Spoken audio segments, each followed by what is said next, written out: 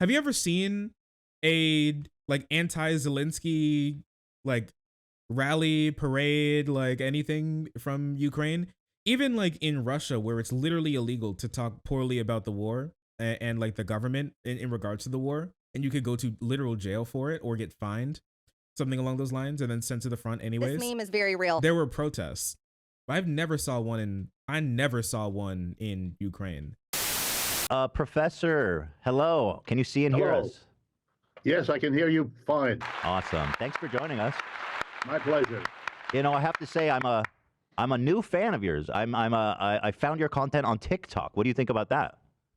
Well, I'm glad you got in there before the people who want to shut it down to take it away. Okay, that's interesting. What do you think about the TikTok shutdown? That's kind of a good. That's a good way to start. But yeah. Professor Wolff, watch out. He's a liberal. The man you're speaking to. No. He's saying he likes your videos, but he's a big business owner and a liberal. I'm just letting you know. No. Okay. Well, I'm suitably forewarned. I shall be terribly careful. Okay. Yes. I'll have you know I'm stealing your labor right now. He's an open-minded one though. He is an open-minded liberal. Yeah. So what do you actually? I'm Richard Wolff knows. I find the whole that goes kill to shut down TikTok a little bit, or it's all kind of bad faith, in my opinion. It all seems like a bunch of BS. What are your thoughts? Yeah, I would agree with that. I understand why it's being done. I understand that many of the things that are happening in the economy, which is what I study, have to do with a rather desperate effort of the United States to reverse history. That doesn't usually work out real well, and I don't expect it's going to work out real well this time either. But it's a way for politicians to pander, and they don't usually miss a chance to doing that if it gives them some advantage. Right. Professor Wolff, what would you say to people that are possibly speculating that this is an effort by big tech to basically use xenophobia to effectively shut out a market competitor that has been really dominant? A market competitor that is not obviously owned by Silicon Valley, that doesn't offer the same backdoors, even though it offers similar backdoors, I would suspect, but not the same ones that Silicon Valley tech giants would offer. People claim that this is done to erode competition. Look, my experience over many years is that actually, I don't know like if TikTok is safer than your average social media They are platform. decisions that are made sure if that's true, but that meet a bunch of criteria, or if you like, respond to a variety of causes, any one of which wouldn't have been enough to make it happen, but it's the whole collection of them that make it happen. So yeah, one of the factors going into the TikTok decision was the convenient way you can have the government favor one competitor over others. It is often arranged by those other competitors to get rid of the one that they don't like or that they can all agree on getting rid of. And so that becomes part of the story. You can see that already, or this helps you figure it out, by going after the Huawei Corporation, which produced last year and the year before things that compete with American companies. So this was a convenient way before the general onslaught against China really got going, to strike a blow, to get some support for sitting politicians from those who benefit by getting rid of Huawei. And same thing with TikTok. It seems to me that all this kind of boogeyman threat about China harvesting our data seems kind of silly. I don't know. I'm not a technologist, but it just doesn't. I don't see how that is. I took IT in high school. Threat than anyone else who's harvesting our data. I mean, if China wanted data, they just buy it from Facebook. Exactly. They would, like, it's probably cheaper for them to go through data brokers than to like operate servers. It's all there already. So I don't know. It seems a little bit. Isn't that executive still in the Canadian prison, by the way? I'm not sure. I haven't looked into it. That's the Resist Act that's coming out in the aftermath of this this debacle in Congress. No, tell me about it. So there is now a, or not resist, sorry, restrict. I messed it up. The Restrict Act that is being promoted. There's a lot of speculation on what it could potentially do. There's vagueness surrounding it, but it's proposed legislation that was first introduced in the United States Senate on March 7th to authorize, isolating itself. Get this, the Secretary of Commerce is the isolating itself. It used to be a phrase. The government should not choose winners and losers in the market. That was the kind of phrase that we were told. Well, what you're seeing at every turn is exactly the opposite. The government is choosing winners and losers, helping these industries, not those industries, saving this one, not the other one, forbidding this, allowing that. It's never stopping, and it's not a sign of confidence in your system. It's a sign of fear and retreat and danger and isolation. And now let me put on my economics hat. Oh no. You know, it's not that list that you mentioned a minute ago, Iran, Russia, China. You better get out your pencil, because that list is becoming longer and longer and longer with each passing day. It used to be Russia, China, and we would, have the usual socialist bad guys or communist bad guys. But now we have all kinds of societies. The important thing to remember is something called the BRICS, B-R-I-C-S, Brazil, Russia, India, China, and South Africa.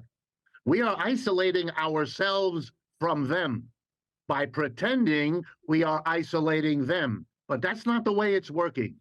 The rest of the world is gathering around them, not us.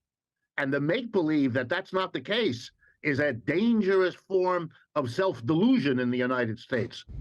Look, the war in Ukraine, whatever else you think of it, was supposed to be over in a short time once the sanctions got going. They were called the mother of all sanctions. They would bring Russia to its knees. Go back and look at the press in February, March, and April of last year. That's what they were predicting. None of that has happened. None of it. And why? Because it turned out that Russia, which is a weak economic system, and was before this war started, but Russia has really big and powerful friends, more of them each day. And they turned to those friends and they made a bad joke out of the mother of all sanctions, which hasn't stopped the war one iota. And adding more tanks and sending more shells isn't going to change that. These are more and more looking like the acts of people who took a really bad turn, cannot admit it, cannot face it, and keep doubling down in a way that makes the rest of the world shake their head, and more of us inside the United States scratching our head and wondering, what are you doing? What are you doing? And that's really where people like me, that's where we find ourselves. What kind of this is wow. Okay. All right. Well, I guess now I know why people said that this was so cringe. That's crazy. That did go downhill really fast. But like Wolff has been a big proponent, as far as I remember, to just like, as far as I remember, and you guys can let me know if I'm wrong. As far as I remember, like Wolff's a big proponent of just like kind of letting Russia do whatever it wants and to whatever country it wants in the Eastern Europe and in like Central Asia. Just kind of like hands off, like who cares? If they want to invade a country, just kind of let them, because there's nothing we can really do about it, and like doing anything about it just kind of whatever. Honestly, it hurt America bad. His idea of socialism is unironically when the government does stuff. I don't remember. I didn't. I haven't heard much from like Wolff in like quite some time. I don't really listen to Wolff at all. But what I do know is that, so a couple of points here. All right. Yes, there were a lot of people who were saying that like the sanctions would like make the war grind to a halt, and that was wrong, and it never was going to be right. But not because sanctions don't work, but the reason for why it won't is because because like nations don't just like run on like a one in, one out type situation. Nations run on like with surplus in some things, deficits in other things. And when it comes to the USSR, that was around before the Russian Federation, one thing that the USSR had a surplus of was weapons. And like and Putin, once the Russian Federation came around and he was like given control and is been in control almost for as long as it's been around, he made sure that they had a surplus of some money and as well as some connections as well. So Russia, it was really unfortunate for us as like Americans and as the West to think that Russia was just going to pretend like it was going to not care about its old imperialist goals in Eastern Europe and in Central Asia, because they never like even pretended that they were not going to. Like not too long ago in like the early like 21st century, we had like American troops and there were like Belarusian troops, and I think like even there were Ukrainian troops, I remember specifically, I think some Polish troops as well, that were like marching in Red Square together with like Russia's Independence Day as like a show of just like goodwill and everything, which I don't necessarily have a massive problem with. But like the idea that we were just going to pretend that Russia doesn't care about imperialism in a bigger and bigger, more like connected multinational world was just a foolish thing to believe. And they proved that because we all know now, like looking back, like Russia cozying up the Nord Stream pipelines, the Nord Stream pipeline, Nord Stream pipeline 2, like Western Europe's like growing dependence on Russia's involvement in their economies, whether that be through raw materials and oil, specifically oil as well, was a massive problem that led it to almost possibly, if like Putin could have kept it in his pants for a little bit longer, like Zelensky would have probably been voted out of office. Germany, the UK, France, and some other smaller nations in like Western Europe would have been near completely dependent on Russia for oil, and the connections between us would have been tight enough to where he could have basically done whatever he wanted without like any repercussions, because like at the end of the day, like a lot of countries are kind of willing to sacrifice a million lives then actually, I'm going to be honest with you. Every political leader in the country in like their respective country would be happy to sacrifice a million lives in another country than they would be to sacrifice 100,000 votes in theirs. So if that's the case, I really think that if he would have been able to hold off, he would have been able to annex all of Ukraine, annex all of probably Moldova as well, including that breakaway region, and then maybe start to annex more, or the entirety of Georgia, and then annex some more, like a large chunk of Eastern Romania. I don't believe that would be an impossible thing for him to do if like Russia had enough power and clout to do that, because that's what they want to do. Like his goal is simply imperialism, and he said it once he made his speech when he was invading Ukraine, like the moments the troops were sent across the border. That on top of the fact of that, as an economist, he should know this. This is like a really dumb thing to say, that it doesn't like this, that this doesn't matter. The sanctions do matter, and the sanctions are dangerous. While like Russia, it may not be harming Russia's present as much as we may want it to, because they had some stockpiles of money. They are having a deal with China to not use like the USD anymore. They have stockpiles of weapons. They have connections to other countries, and they can do that without like Western involvement for the most part. We can talk about oil in a moment. It's harming Russia, but not their present, possibly something more important. It's their future. I'm not sure if you can sit here and say that sanctions don't do anything when you look at Iran and you look at Afghanistan and you look at Cuba. I don't think anybody would be like, who cares? I don't think anybody would be like, who cares about the sanctions on Cuba? It hasn't done anything to Cuba, right, guys? American sanctions on Cuba is basically didn't do anything. Like, we could probably quadruple the sanctions on Cuba, and like, honestly, your average person wouldn't even care. They wouldn't even blink because they'd never feel it. They'd never know. They'd never see it. Sanctions don't work. They do work. It's stealing Russia's future. Russia has to now sell off and dig through their USSR inheritance that is large, but isn't incredibly well maintained. And there's a reason why you see some like damn borderline or exactly World War II tanks on like the Ukrainian battlefield at the moment, because they don't have the money, the resources, and the time to be able to manage all of that. They just can't do it. And the Russian offensive has slowed down a lot. And like prices of like food, raw materials, clothing, entertainment, all of these things are going up in Russia. Is it enough to like completely destabilize and have like the Kremlin burned to the ground? Like, are the Russian populace going to be able to march around like the Kremlin and the walls will fall like Jericho in 7 days? No, I don't think anybody should believe that would happen. But like Russia's future, if these sanctions continue, is gone. It's simply gone. And so now Putin has to do a gamble. It's not only a gamble of can he finish the war up and can he retain like like build up like relations again.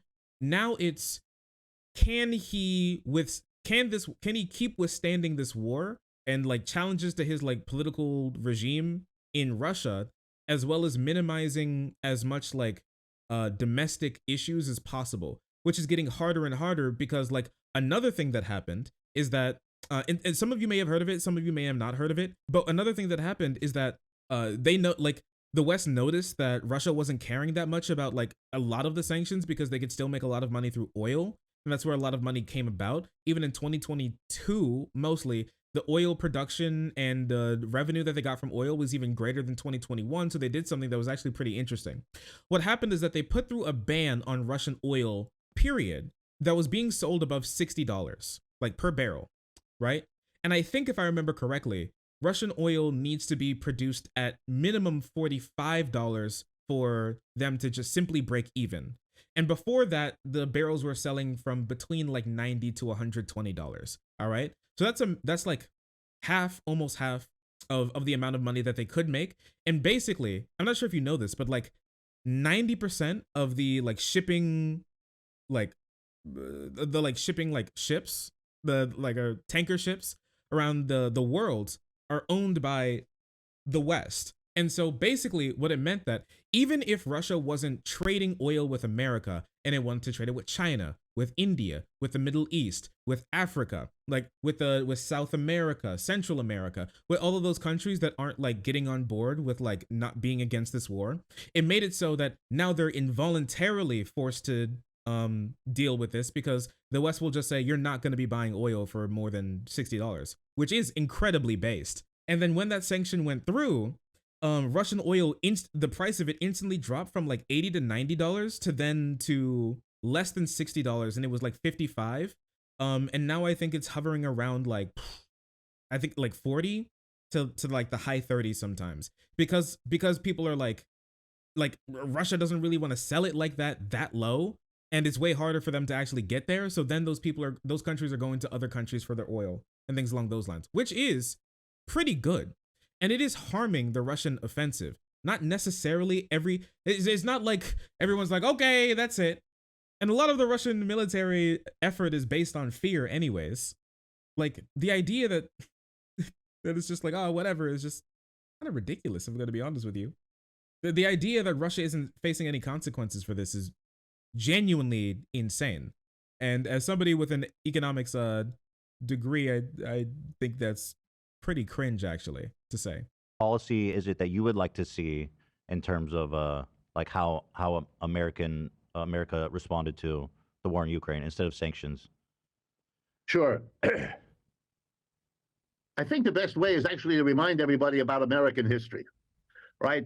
At a certain point, back in the 18th century, the people here in the United States decided that they were sick and tired of being a colony of Great Britain. Mm-hmm. So we broke away from the British Empire.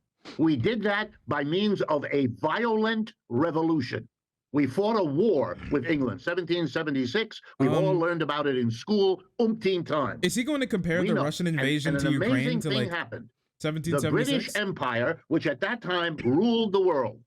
The slogan in England at that time was, the sun never sets on the British Empire, because we've got the whole world covered, from India to Africa to, you know the story, okay? To the amazement of everybody, the British were defeated by the Americans in that Revolutionary War. But they didn't give up. In 1812, we had another war where the British Empire decided again to try to squash the new emerging economic power of the United States. 2 wars, they were defeated both times. Finally, the British got the memo. This is not going to work. You are not going to undo the history that you yourself helped to make. So what you ought to do is sit down and work out with the United States, this new get over your upset that your empire isn't growing anymore. Get over it. Recognize that your empire is now on the downturn and that a new power is arising, namely the United States. And they worked out a peace agreement that lasted a century. Okay, you want my answer? That's what we ought to be doing with Russia and China. Not go to one little war or not so little, one proxy war. Next, we'll have a war that isn't a proxy It's a war. proxy You know, we're war. on the edge of it anyway, almost every day. We'll do something in the South China Sea. We'll provoke one way or another, or we will be provoked. This is a dead end. It's not in our interest. It's not in their interest. You know what? I'm not gonna lie to you. I actually agree with Richard Wolff here. I genuinely, I unironically, I really agree with him. Not in the way that he would imagine, though. I agree that like one nation needs to understand that their empire is over. They need to understand that like the hundreds and thousands of ethnic groups and like millions of square miles of land that they used to rule over with an iron fist are no longer want to be a part of their federation. No longer want to be subjects to the Kremlin anymore, and that they should be able to live in the countries that they want and have their own rules and dictate themselves what countries they're able to collaborate with and what countries that they don't. I think that that they absolutely should be able to have that right, and so that's why I believe that every single country that borders on Russia should be allowed to join NATO without any fuss, and that's why I think that every single country that borders Russia should be able to do whatever they want with the West as long as they're able to do it. That's what I think. And so if we're going to talk about 1776, we can talk about 1776. We can talk about the Revolutionary War. And I think it's America's turn. We were helped out by the French in order to defeat the British. I think it's our turn to help the Ukrainians in order to defeat the Russians so they can have a country where they can prosper and they can be safe from fear of getting bombed and tyranny and being annexed by an insane imperialist force, fascist imperialist anti-democratic force who seeks to only own them because their own nation, their own empire is failing. The reason why Russia wants to annex a lot of parts of Ukraine, if not the entirety of Ukraine, is specifically because Russia is falling. They're falling economically. They're not growing anymore. This is even before the war started. They no longer have anywhere near the amount of power that they did. Their sphere of influence keeps shrinking. Their population keeps shrinking. That's one big reason why you keep hearing stories about like Ukrainian children, especially in eastern and southern Ukraine, getting scooped up and thrown over into like Moscow or St. Petersburg or just like gone. There's a big reason why they're taking a lot of those people and then instantly you're Russian citizens. It's one thing. You're saying it one thing because and they're instantly Russian citizens, so he can artificially grow the population of the Russian Federation without having to worry about the fact that nobody wants to stay in Russia and nobody wants to have kids and raise families in Russia anymore. Yes, I agree, Richard Wolff. So yes, I think we should absolutely, as the French helped us from the British, we should help Ukraine from the Russians, so they can live a happy, healthy, prosperous life. So they can grow into a strong, powerful nation on the world stage and not be subjugated by their neighbor. I do think Ukrainians deserve that. Too far from heaven, too close to Russia. Absolutely. So basically what he's saying here is that we should capitulate and say that all of the lives that Russia took through their like war of aggression and their brutal war, we should just be like, who cares? Who cares? It doesn't matter. Who cares? So like, I mean, if this is the case, then why doesn't America start like, why don't we just start invading other countries and then, or why don't we go back to invading other countries and then just start annexing them? Because if that's the case, Russia, and by that logic, Russia and China should just go, let's let them have them because, you know, it's the world. What are we going to do? Fight a war? What the heck? Same with Taiwan. Taiwan deserves to have a country that they can call their own as well. They've been separated from China for what, 200 years? Or like 100, I know it's been over 100 years. I don't think it's been 200. I think it's been like 130 years now. It's been a long time that they haven't been a part of mainland China. But like China still wants to slurp them up. Cringe. need to live with this new emerging economic power. We don't need to keep trying to squash it. It doesn't work. Every other empire, Greek, Roman, British, Persian, Ottoman, you go through them. They all had a ride up, then they plateaued, and then they went down. The last 100 years has been the American empire, especially after World War II. It was a great ride up for the U.S. It's going to be a bumpy, difficult ride down. And the sooner we face it, the better our judgments will be and the better our policies will be, because where we are going, whether it's Ukraine or banning TikTok or hounding Huawei, these are things that are going to hurt the U.S. I keep trying to explain to people, when Saudi Arabia shifts its oil resources from the West to China and Russia, this is a screaming signal. Even the people you thought were most dependent on you aren't anymore. And unless you're blind or blinded by some ideological reflex you ought to outgrow, you're going to be making one mistake after another, and people like you and me are going to be talking about them, even though we would wish we didn't have to.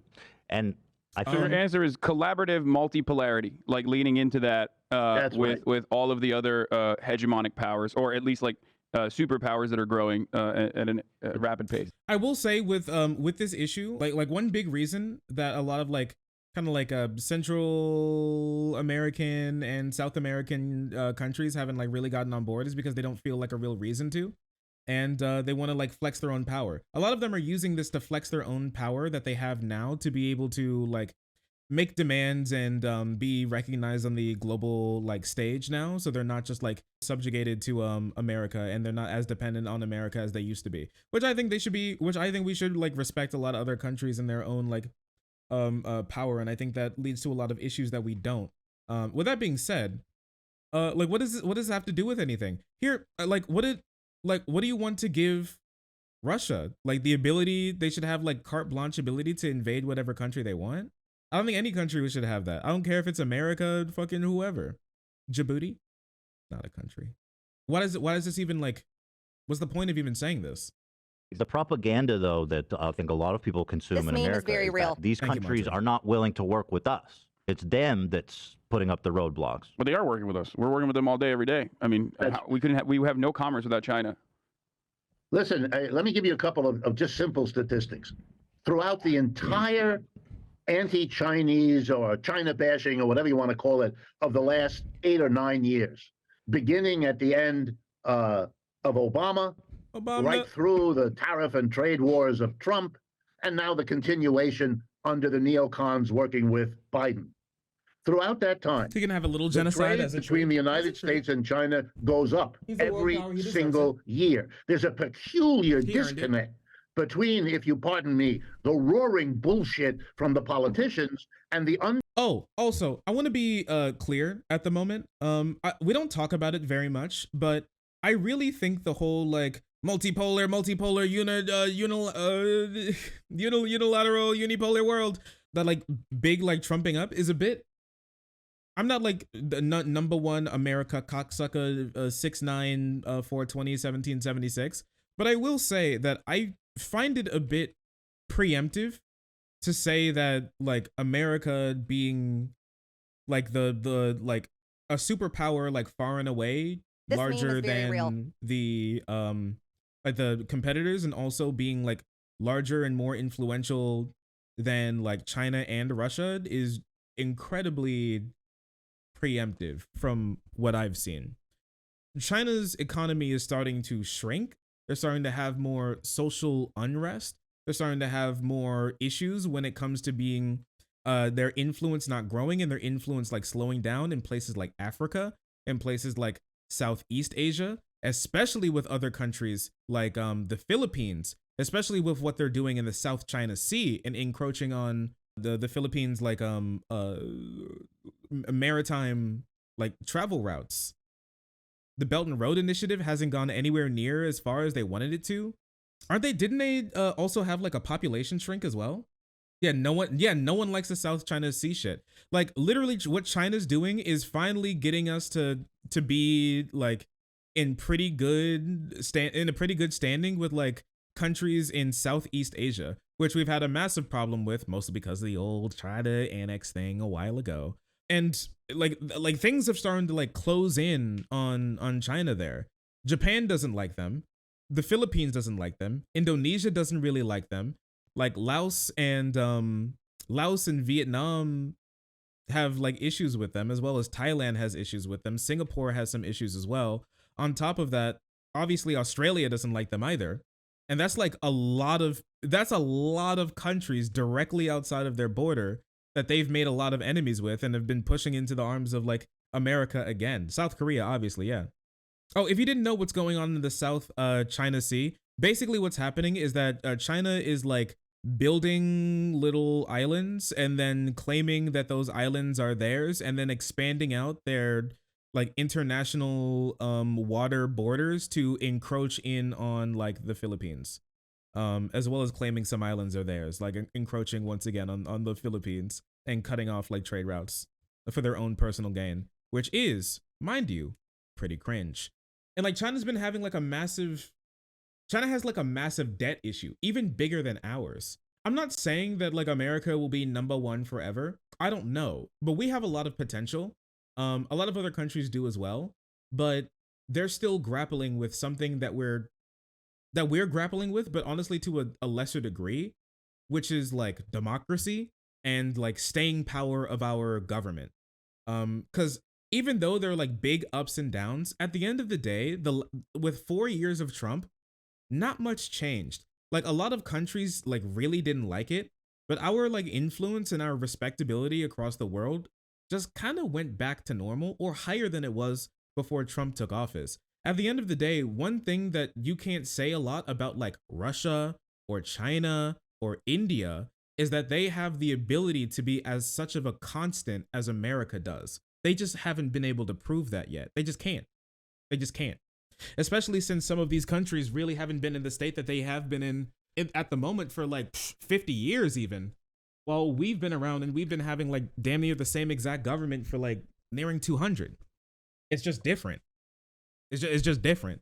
How we're looked at is simply just different. We are as Americans, we are simply built different. And there are a lot of other countries that want to flex their own power and not be as reliant on America. And I think that's fine, whatever, do your own thing. But I'm just saying that like the idea that we're like on the precipice, we're like a couple years away or something from the ultimate money, like the multipolar world. Russia ain't making it to the multipolar world, okay? They're not making it. It's not happening. I'm sorry. Like even before the war, didn't Russia have the economy the size of fucking California? Like, I'm sorry, they ain't making it. And their population is shrinking, they ain't making it. It's not happening. It's just not happening. Smaller, actually. Yeah, they have a population smaller. They have like an economy smaller than California. They ain't making it. China, maybe if they're able to get their shit together, but they're in like a massive debt issue, as well as a massive like, as well that old like one China policy has become like a huge issue. There are some places in China that are like 70% men at this moment in time, and that's gonna take a lot to fix. It's gonna take a whole lot to fix. Like we have some problems, but I still like honestly like looking at America, I do still think we have like a lot of room to grow, especially as like countries, especially since like what fucking Finland and Norway want to join NATO now. That like by as these people would like imagine like increases America's power. Like if China and Russia are like driving countries, big countries with big economies and big futures into the arms of America, how much of a future do they really have? Finland and Sweden, sorry. Yeah, Finland literally just joined. How much of a future do they really have? That's all I'm saying. Underlying reality that we need them. We need them to produce consumer goods. If the American people had not been able to buy cheap Chinese consumer goods over the last 30 years, they would have demanded and they would have gotten higher wages to pay what would have been the price if those things had been produced anywhere else. Capitalists in America are grateful, if they're honest, for the cheap Chinese goods that have made it possible for profits to go up without rising wages, because you could go to your neighborhood TJ Maxx store and buy inexpensive Chinese clothing, or to the other stores. You know, there is no Any Amazon, TJ Maxx there fiends is in no chat? Walmart without Chinese goods. If you plot the growth of Walmart and the growth of China, you discover something. It's the same business. The China can outproduce us on everything, but they could never have gotten into the American market unless Walmart, Target, and all the others acted eagerly to be the distributor of those Chinese goods and to make a fortune for themselves along the way.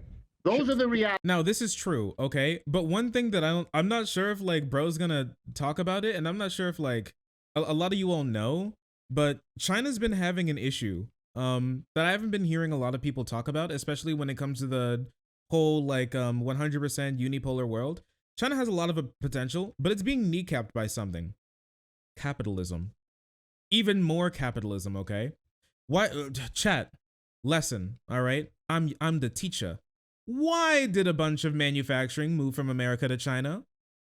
Do you know why? It cheap, lower costs.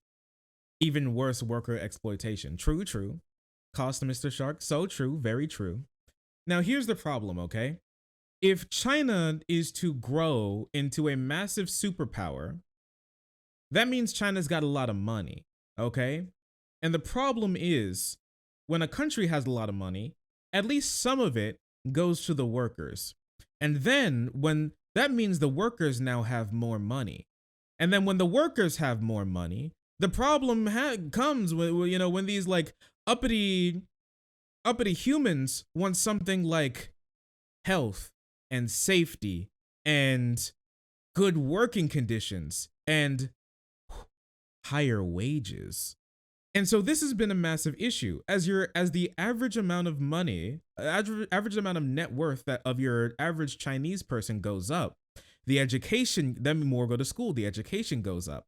More leave smaller towns, move to big cities. What happens is that they start producing higher and higher cost goods. They stop doing things like sticking to manufacturing because they can afford to. Now they're educated. Then what happens is that when you have money, oh man, let me tell you, when you got money, you want to spend it. You want high grade equipment. You want electronics. You want video games. You want to buy services. You want to go on trips. You want to do all of these types of things. And then the money starts to proliferate. The problem with China at the moment is the fact that like, as your average Chinese person starts to be richer, the average cost to produce something in China starts to go up. And when that happens, manufacturing realizes that no longer is China the best place to get cheap labor, and all you need to do to not like lose your labor force is just set up another suicide net. Instead, they move to another country that can, oh no, that could be the Philippines. Pakistan is another one where a lot of things are starting to be produced. India as well. So before even China reaches their apex in their economy, they're starting to be kneecapped by the idea of it being so easy to be able to move manufacturing from one country to another, because like things are so easily to be able to move, and countries that are poorer would be way happier having that happen, and then like there are people getting exploited for some time, and then maybe someday them being able to buy a expensive iPhone on a whim.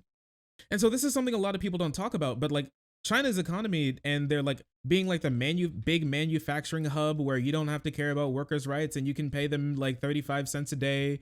Because like a week ago they were like working on a farm, and you could just have them do backbreaking labor for like the cheapest ever, and then ship it out to America. Or like other more developed nations is starting to be over. Some of you may have seen it. I would like ask you to check some of your stuff recently. Like before in like the 2000s, mid 2000s, damn near everything that's like kind of cheap was developed in China. It's those like little labels that are like made in China are starting to go away. And a lot more of them are like made in Pakistan, made in Indonesia, made in made in Africa as well.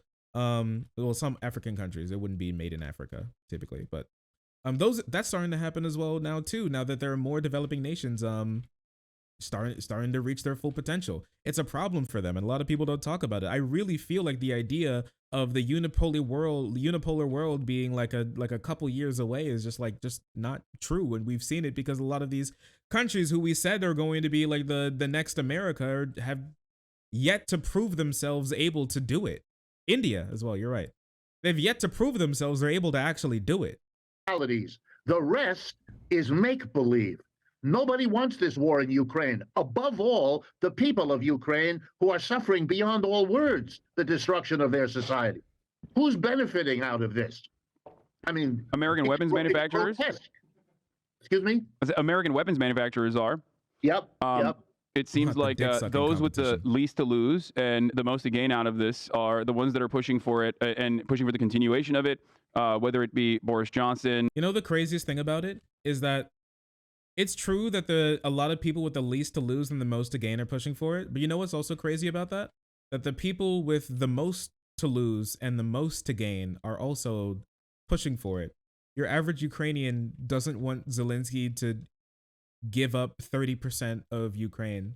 I'm not sure if anybody has ever thought about the idea, because you know what I'm going to bet something, okay? I'm going to bet, all right, that in the entirety of this conversation, none of them bring up the idea of Russia and Ukraine having like a history without bringing up America.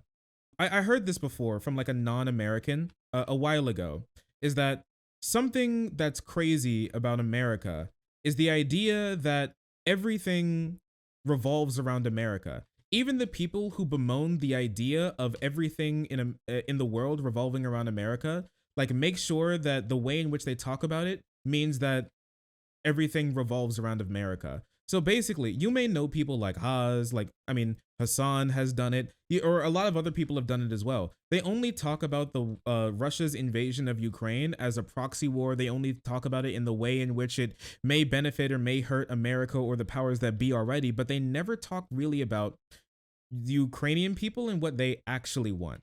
But they imagine that the Ukrainian people don't like it or don't want the war to continue, and their evidence for this is because war bad. And I don't know how you can't just make this argument when it comes to the Revolutionary War, when we did actually have like a really large contingency of people who wanted to stay a part of the crown and wanted to be independent. But like, would they make that same argument with like the American Revolution, that it shouldn't have been fought because like the Americans wouldn't have won it because war bad and there are people who really want to be a part of the crown? It seems a bit ridiculous, doesn't it? There's no way they win. I don't know if that's true, if I'm going to be completely honest with you. What a win looks like, I'm not going to sit here and like pretend that I know exactly what that is. Is it impossible for Ukraine to get Russia out of every single like millimeter of land that they held before like the annexation of Crimea and the Donbass? I think it's possible. I can't give you like a percentage of like how high that really is, because I just don't know. It will move around a lot, and a lot of things can change incredibly quickly. With that being said, I don't think Russia can win the war either, if that's the case. And I think if that's the case, where none of them can win, and it's kind of like a loss but in different ways, from what I've seen is that Ukrainians are way more happy for both of them to, air quote, lose than it is for Russia to just win and then for them to never have a future again, at least for another like 50, 100 years. Like maybe their grandchildren will have a free country again. Maybe. I think a lot of them are willing. And as you've seen, like here's one thing that a lot of people don't talk about. I'm not sure. Do you guys know this? But like a lot of Ukrainians have moved back to Ukraine. As the wars continued, more Ukrainians have come back. It's not like as the wars dragged on, more Ukrainians have left the country. More Ukrainians have like come home. It started like jobs and started businesses and families and everything. It's not easy, but a lot of them have just gone back home. They don't want to live in other countries. They don't want to live in Russia. There's a lot of them who have gone to Russia, mostly because they have a lot of family and connections there, and it make more sense for them to, no matter what they think about Russia, it make more sense for them to move to Russia than it would be to any other country, especially if they have family there already. But a lot have even like moved back from Russia to Ukraine again. A lot less because they're in the east, and obviously most of the fighting's in the east at the moment. But yeah, I don't know. If a lot of people don't talk about it, I feel like it like blows up a lot of arguments when it comes to like the Ukrainian people. They would never want this. Zelensky's just a puppet of Biden and the West and the EU, and the only reason he's doing this is to be able to get money, and then he's gonna leave Ukraine, and then Russia is going to be able to work with China to create a big nation, super Russia-China nation, and then they're gonna be number one, and America's gonna be on the back burner. And it'll be over, dude. Like, I feel like it blows up a lot of those arguments because, like, why in the fuck would, like, Ukrainians move back to Ukraine if they, for one, didn't think that their country's gonna win, and also if they didn't like the way that the war was going and thought that it was so detrimental that it would be better to simply end the war, unless they think that they're going home to, like, call Zelensky and tell him to end the war or something. I don't know. I've never seen like a actual Ukrainian anti-war. You know, the funniest thing is that like every single Ukraine, like stop the Ukraine war protest that I've seen has never been in Ukraine. When it's like telling the Ukrainian government to give up, I've never seen it happen in Ukraine. Have you? Have you ever seen a like anti-Zelensky like rally, parade, like anything from Ukraine? Even like in Russia, where it's literally illegal to talk poorly about the war and like the government in regards to the war, and you could go to literal jail for it or get fined, something along those lines, and then sent to the front anyways. This meme is very real. There were protests. I never saw one in Ukraine. I don't know, maybe it's being hidden from me by the leftist, by the Western media or something, but I've never seen one come from Ukraine. It's where it's telling the Ukrainian government to give up. I have seen a lot in America and other countries that are not Ukraine, but it's curious how that works out, isn't it?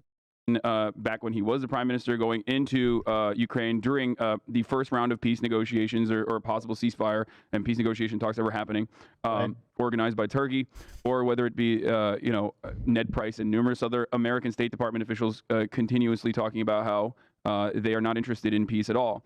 Obviously, there's an argument here about what Ukrainians want, and some will say that, well, the overwhelming majority of Ukrainians want to keep fighting this fight, but ultimately, we are not giving Ukrainians everything they want. It's not like we're, implementing Article 5. We're not even giving Ukrainians F-16s. We're not training them on that. We might down the line, I think, but so far, these are demands that they've made that we haven't conceded to. So, didn't two Ukrainian soldiers come to America and train in F-16s like 2 weeks ago? Also, why would Article 5 be? Doesn't Article 5 mean like of the NATO charter, when like one nation gets attacked, like the entire like bloc mobilizes for war? Why in the world would like Article 5 be invoked? Ukraine isn't a part of NATO. I mean, maybe he's just talking about what Ukraine wants, but like what I would imagine is that what Ukraine wants was for us to like give them literally every single gun and weapon and send our troops and also give them nukes. That's what I would imagine Ukraine wants. But like what's possible politically and like strategically for us to give them to like contain the war as much as possible and not like, have this go on for, 20 years, destabilizing the planet, are like two different things. Anyways, I think that pushing for peace negotiations on that front, with China and Russia at the other side of the table, with Ukraine and the United States of America on one side of the table, would be the quickest and most swift way to try to stop this conflict. Also, why in the world is it just America on one side of the table? Does like Poland not have an interest in like Russia invading their neighbor country? Does Finland not have an interest in Russia invading them? What about like Estonia and Latvia and those countries? Do they not have an interest in like this war not going on? What about Moldova, where one of Russia's literal goals at the beginning of this war was to create a land bridge, not only to Crimea, but to create a land bridge to Moldova and then invade Moldova? What about Georgia, that's still being occupied by Russia? How about them? Anybody ever think about that? You don't think they have like a bit of an issue with what's going on here as well? Those countries? I feel like is it literally only America who cares about this war going on? Does nothing else in the world ever happen? Does no geopolitical issue happen unless it's for America? And further bloodshed from continuing. Well, I mean, let me just expand one dimension of that point. We now have a defense budget, depending a little bit on how you look at it, in the neighborhood of $850 billion to $1 trillion. If you take a look, it's more money than the next 8 or 9 countries in the world combined spend on their military. We have just authorized an additional $100+ billion just for the war in Ukraine. Even if you believe that one motivation for the Ukraine war is the money being made by the defense industry, we already are doing more than anyone in their right mind could ask to provide them with a profitable business. Over $1 trillion. I mean, I don't even think they're that. Damn, that's crazy. Wait a second. So what you're telling me is that the idea that this is simply being done for the defense contractors and for no other reason makes no sense, because they already have crazy money and they know it's going to grow anyways. That's peculiar. I gotta think about that one. What other reason would a human being have for wanting to be against one country invading, bombing, and using illegal Geneva Convention weapons and possibly even committing genocide against another? I gotta do some thinking on this one. That greedy. They're getting a bundle, a big bundle with no opposition. Nobody opposes the defense budget. I mean, a handful of people, but it's basically trivial. The two parties that run our politics are both eager to outdo one another in supporting the defense budget. They're in very good shape. They don't need another $100 billion war on top of the gift that this one represents. So for me, I don't think it's even them. I wouldn't mind criticizing them if I thought it, but I don't see. They've made a ton of money by all the stuff we've shipped to Ukraine, and all of that will have to be replaced. They will get the money and the profit out of that. The budget is huge, and it got a tremendous boost. Look, I'm an economist, and two things have happened in the last year that strike me as downright funny. We are in a supposed war against the inflation in our country. And to that end, we have a Federal Reserve, our central bank, that has raised interest rates. And that's supposed to slow down the spending by individuals and businesses because they can't, it's too expensive to borrow money at high interest rates. What even is inflation like at the moment? What's the worst thing you can do to an inflation? Pour money onto it. It's like squeezing kerosene on a campfire. It flares up as a stupid thing to do. What have we just done? We have just spent an extra $100 billion on a war in Ukraine. Most of that money goes right back into the... Inflation at the moment is at 4.4%. And it was last March, it was actually higher than 4.4% than it was in this March. Is therefore not on top of the 8% inflation that it was in February. Consumer prices increased by 5.6 year on year. Inflation. Yeah, inflation was really bad. It's come down. Wait, if that's the case, then why has inflation come down?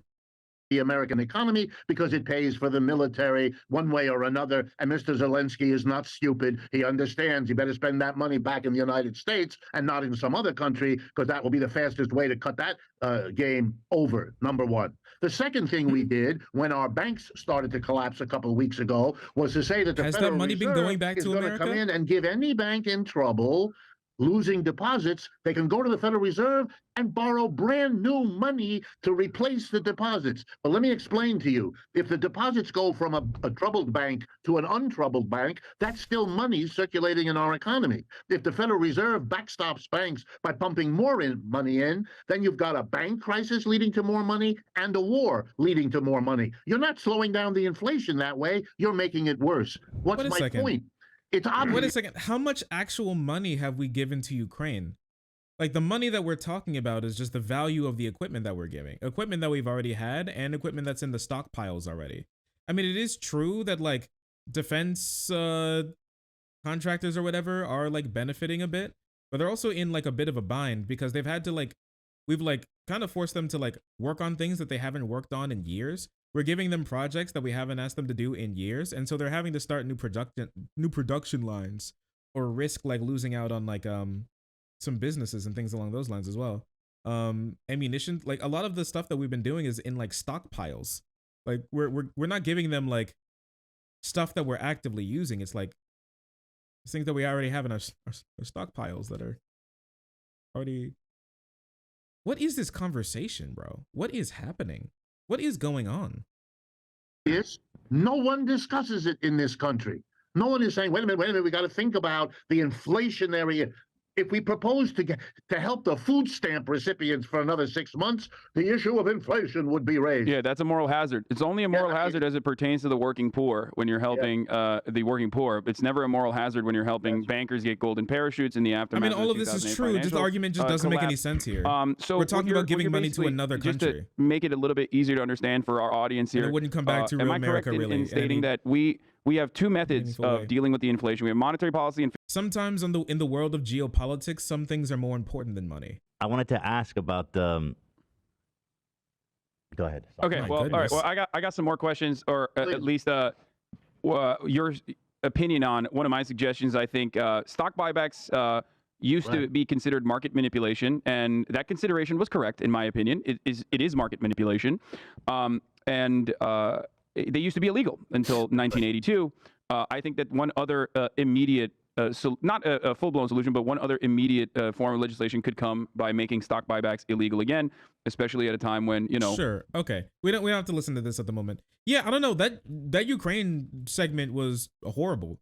Genuinely, I would even say irresponsible, if I'm going to be completely honest with you.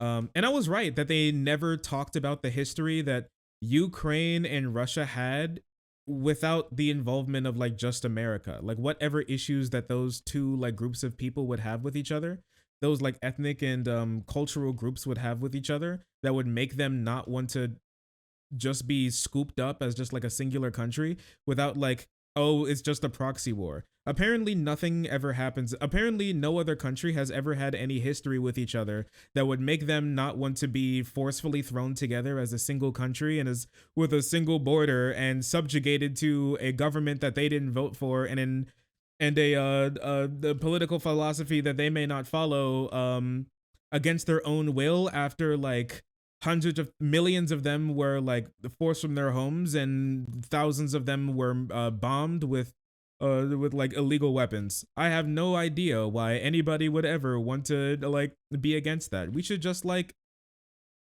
and the craziest thing is even like, man, wait a second, when they were talking about, wait a second, I didn't even pick that up. Why didn't I pick that up? When they were talking about making a deal, for one, Russia didn't want to make a deal. Ukraine actually offered not to join NATO before Russia invaded, and they said fuck you, and they started the war anyways. On top of that, what Russia wants is like completely untenable. What they want is for like all the countries that are on their border not to be able to join NATO, which is just incredibly weird to force an entire like group of nations and people and millions of people out of making their own countries' decisions for them. If they don't want to be a part of Russia, it seems like it's a fault of Russia not being good enough to want to side with than it is America for being too good to want to, too good of a companion to have. But on top of that, when they were talking about making a making a deal to stop the war, they didn't mention Ukraine. They said, just let's stop the Ukraine war. Russia and China will be on one side and America will be on the other side. Well, then where's Ukraine? The country that's literally being bombed right now. Where are they? Where are the 44 million people who call that country home? Where are their voice in this? Are they just a pawn in all of this? Is that it? Is that the only thing you think of, those 44 million people, that thousands of years of culture? That massive nation, one of the biggest nations on the European continent, that's all you think of them is just a pawn? They're nothing more than something to deal with. They're nothing more than just a stepping stone for one great nation or the other to step on. And like he's like, you could make the argument, oh, it's about, and like it's so disgusting how flippantly he made the argument, like, oh, I guess you can think about maybe what the Ukrainian people want, I guess, but for me, I definitely think they wouldn't want to do this, even though every single survey comes back to say they want this war to continue and they want their homes back. It's just gross. I can't imagine being from one of those countries. This is the type of elitism that like a lot of these smaller countries think about when they think about America or China or India or Russia, when they're not people, they're not countries, they're not culture, they're not like a group of anything. They're just tools to an end. And so for them, it's just, they view it as, oh, like the Ukrainian people and the Ukrainian land is just a tool to an end, and we should just be able to hand that tool to like our political opponents, because it's all, at the end of the day, it's just a new toy in the box. Ukraine isn't a part of the West canon. Yeah. It's just, I don't know, it's just ridiculous. I love how, I don't know, man, I feel like it's just talking down to this group of people that like obviously want something different. There's a reason why you've never seen a big like Ukrainian national push against the war continuing, and it's, hey, we want our country back. And is that really so wrong of them to want? Is that really so wrong of them to ask for? That's how all of this war started in the first place. They just want their country back. Ukraine wants to like look to the future and think about like being a part of like a globalized world, while Russia wants to maintain its imperial power and go back to the days of like what, Ivan the Impaler and the great Russian in the great Russian like domain over countless ethnicities all grouped up into one without any of their consent. Is that it? It seems like, honestly, it's just it. Ivan the Terrible. Yeah. Vlad the Impaler. You're right. He was like Ottoman. Yeah, something like that. That's what I was kind of thinking of, but that's not what I mean. Alexander the Great. What I meant. Put America bad and Turkey man is with NATO, and the Turkey man says bad. Honestly, true and real and factual and true and correct, even if you think about it. Cringe and lame, and honestly, I think the H3 podcast should get some shit for this, if I'm going to be completely honest with you. Gross and nasty, disgusting even. Cringe. Oh, sorry, I didn't see you there. If you're enjoying the content, hit the subscribe button.